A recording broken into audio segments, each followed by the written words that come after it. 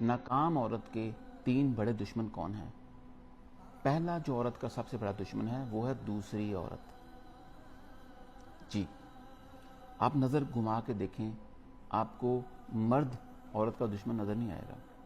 मर्द की ज़िंदगी में जो खूबसूरती है वो औरत की वजह से है। जैसा मैंने बयान किया, औरत को दूसरी औरत नाकाम करने की बेहद कोशिश करती है। सबसे बड़ी दुश्मन दूसरी औरत होती है। और दूसरा सबसे बड़ा दुश्मन जो औरत का है वो है उसकी अपनी ज़ुबान। उसकी अपनी ज़ुबान उसको अजीम इंसान भी बनाती है और नाकाम तरीन इंसान भी बनाती है, और घर को बनाने में किरदार अदा करती है और घर को उजाड़ने में भी किरदार अदा करती है। ये तारीख हुआ है इसके पीछे। तीसरा जो औरत का सबसे बड़ा दुश्मन है वो है उसका अपना मंतक।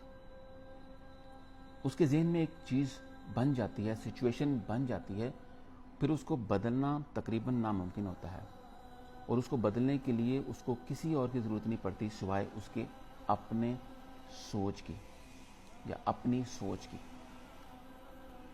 ये मंतक आती कहाँ से? ये मंतक आती है आजकल के ड्रामों और फिल्मों से। पहली औरतों में ये ऐसा नहीं था।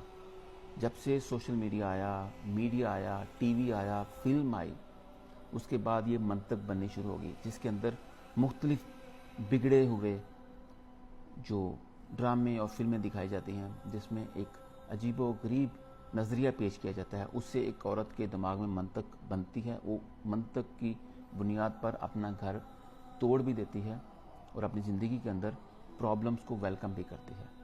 ये हैं 3 बड़े दुश्मन एक औरत के इस मुआशरे में, बल्कि नाकाम औरत के।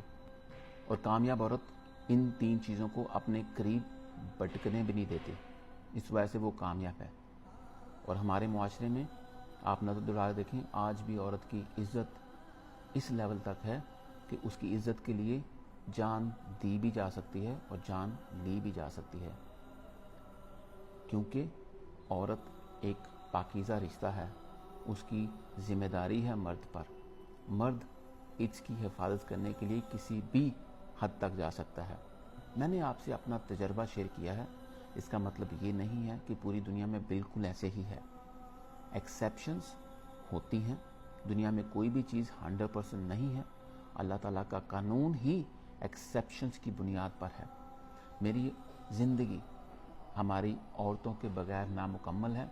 अगर मैं उनसे मुकाबला करने जाऊं तो मुझसे कम इल्म और कम अक्ल इंसान कहीं नहीं मिलेगा। इसलिए मैं सोच भी नहीं सकता कि मैं अपनी औरतों से मुकाबला करूं, उनसे बराबर